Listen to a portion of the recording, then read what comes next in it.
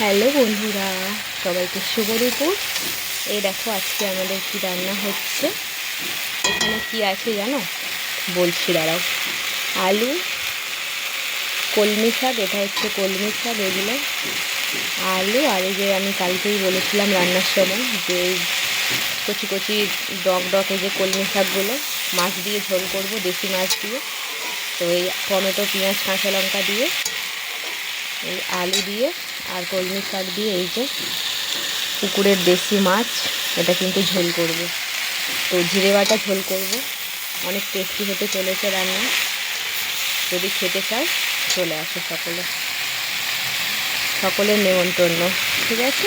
আর তোমরাও কি এরকম গরমের সময় এরকম দেশি মাছ দিয়ে আর এরকম শাক দিয়ে জিরে বাটা ঝোল খেতে পছন্দ করো? বিশেষ করে কলমি শাকের ঝোল। জানিও তো কলমি শাকের ঝোল কিন্তু অনেক ঠান্ডা, ঠিক আছে? তো তোমাদেরকেও বলবো তোমরাও খাও, অনেক ভালো হবে, উপকার হবে।